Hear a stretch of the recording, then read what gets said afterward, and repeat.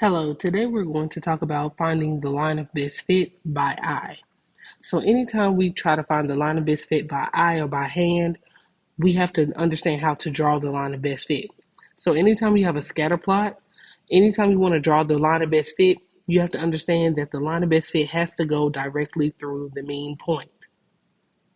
And then once you draw the mean point, you want to make sure that the points look as balanced as possible on both sides of the line. So the way that you find the mean point is that you have to find the mean x coordinate by finding the average of the x values, and then find the mean x on y coordinate by finding the average of the y values. So let's talk about interpolation and extrapolation. So interpolation is when a y value is predicted from an x value that is between the given x values. The reliability of the prediction can be determined by the coefficient or the correlation coefficient being strong. So as long as your R is strong and you have interpolation, then your data or your prediction is reliable. Extrapolation is when a y value is predicted from an x value that is outside of the given x values. This is not as reliable as the prediction made from interpolation because the prediction depends on the correlation coefficient being strong and the idea that the pattern will continue to be linear past those given x values. So let's look at an example here. So it says the table below shows the number of tutoring sessions that students attended, which is denoted by the letter X, and the number of marks that they scored on a quiz, which is denoted by the letter Y. So the first thing that they want us to do is they want us to plot this data, and they want us to find and plot the mean point as well as draw the line of best fit. So the first thing that I'm going to do is I'm going to find the mean point. That's what I want to do first. But the first thing I need to do before that is I need to graph or label my axis because I need to scale it. So I see that my x values go from 2 to 5. So I'm going to label my x-axis on the major grid lines by ones. So I am going to label my points by 1, 2, 3, 4, 5, 6, 7, and 8. And my y values, I'm going to label by tens. So 10, 20, 30, and 40. Okay. So the first thing that we need to do is we need to plot the data. Okay. So when we plot the data, I'm going to plot the values of 2, 11. So 2 and then 11 should be a little bit halfway. And then I'm going to plot 3, 14, 3, 15, 5, 16, and 5, 16 repeats, 2, 13,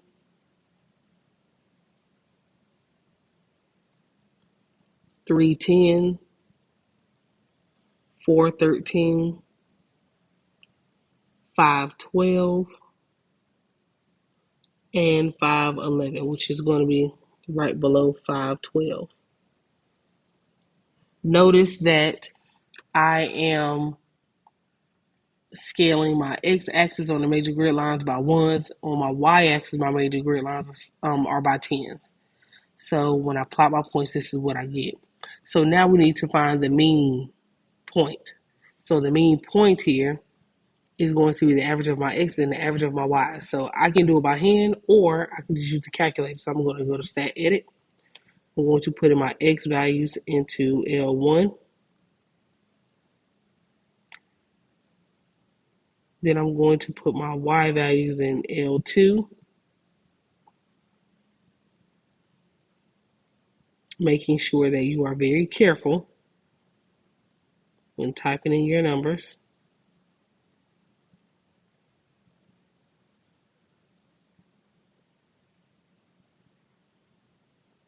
Then I'm going to go to stat, go over to calc. And what I'm going to do here is I'm going to, instead of going to one variable statistics, I'm going to go to two variable statistics because I have an x and a y. I know my x list is coming from L1, my y list is coming from L2. So now I can go to calculate.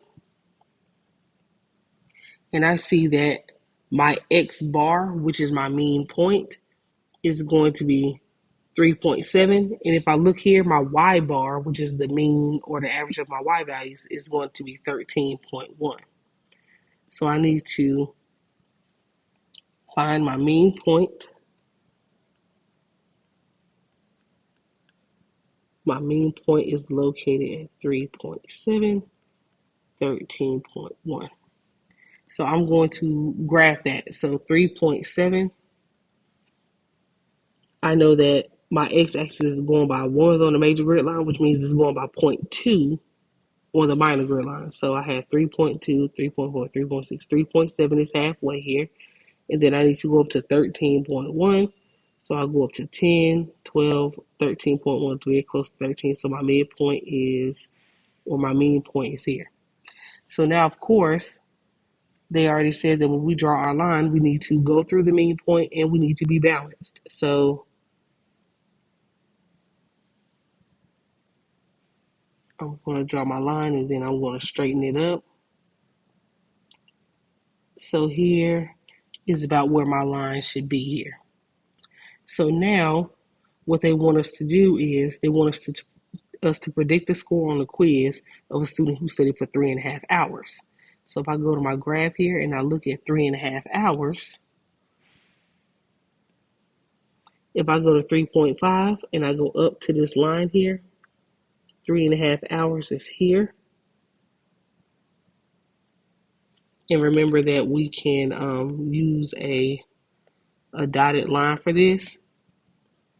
So if I go to 3.5 hours, which is here, I'm going to scroll over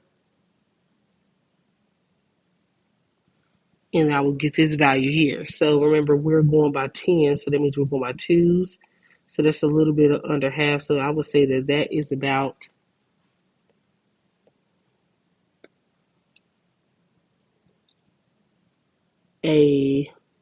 that's 12, then 14. So that's a little bit. So I would say about 12.5.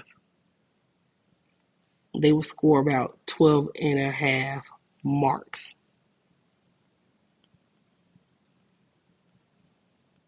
All right, so now we need to predict the time that a student spent studying if they earned 16 marks on the quiz. So we know the marks is the y. So if I'm saying that they earned 16 marks here, then I go up on the y-axis to 16, and then I go over on my graph. So 16 marks will land me somewhere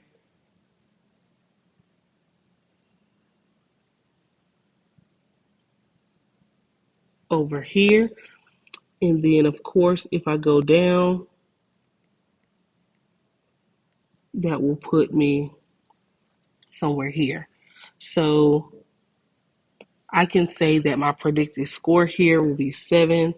So that's 7.2, 7.4. That's about 7.6. That'll be the approximate score.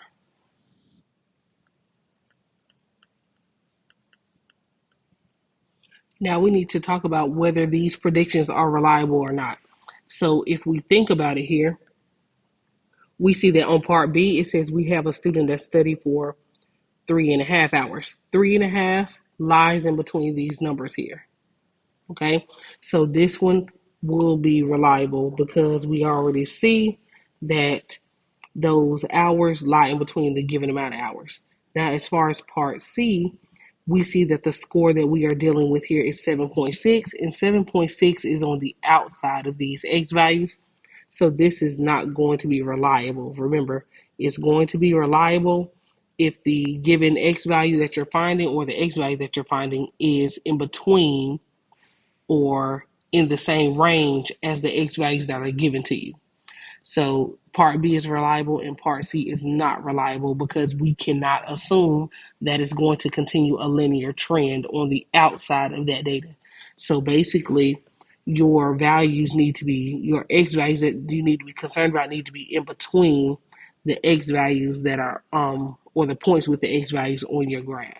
So now let's talk about the least squares regression line. So the regression line equation is the same thing as saying the line of best fit.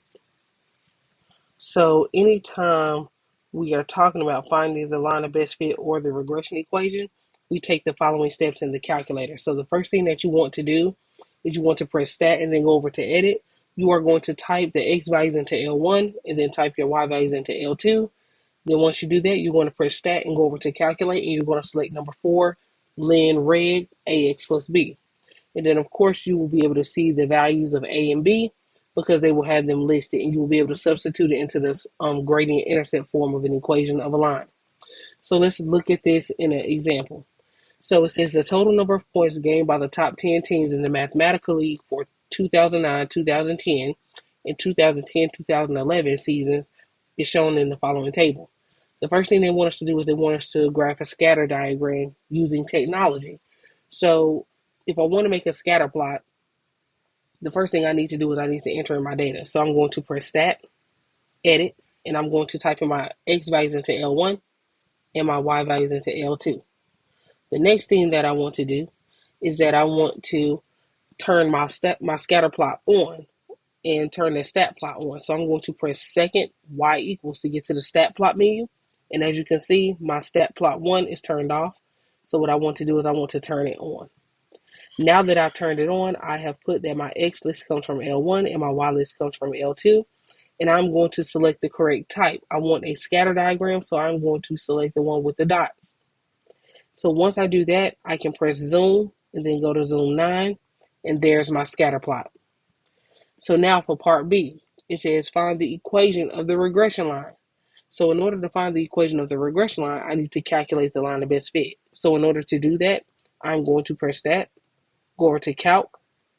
I'm going to go down to number 4, LinReg ax+b. I'm going to make sure that my x values are in L1, my y values are in L2, and then I'm going to go to calculate. So as I can see here, I can see that my equation, and I'm going to round my numbers to 3 significant figures.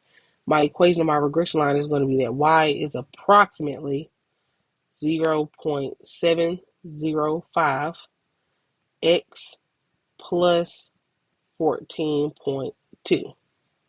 So the first thing that they want us to do for part C is they want us to state and interpret the gradient of the regression line. All right, so in order to state the gradient of the regression line, we know that our gradient is denoted by m. So our m in this equation is 0.705, which as a fraction is 0.705 over 1. So we need to remember that the slope or gradient means that we have the change in y divided by the change in x. So that means that my change in y is referring to my 2010-2011 season, and my change in x is referring to the 2009-2010 season. So anytime we want to interpret it, because I know that we have the change in y divided by the change in x, what I can easily say is that the points gained in the 2010-2011 season is going to increase because the slope is positive by 0.705 for each point gained in the 2009-2010 season. So part D says predict the number of points Team West Charlotte will have gained in the 2010-2011 season if they would have stayed in the league when they scored 56 points in the 2009-2010 season. So remember 2009-2010 is X, 2010-2011 is Y. So we're just going to use our regression equation here. So we're going to have y is approximately 0.705, and they said that they will have scored 56 points in the 2009-2010 season. So that means that x will be 56 here, and then we will have plus 14.2. So we need to simplify that in our calculator. So we're just going to type in 0.705 times 56 plus 14.2, and we will get approximately 53.68. But of course, if we're talking about the points, we're going to say that this is approximately 54 points here. All right, so now let's look at part E. So when we look at part E, it says estimate the number of points Team Greenville would have gained in the 2009-2010 season if they were to score 26 points in the 2010-2011 season.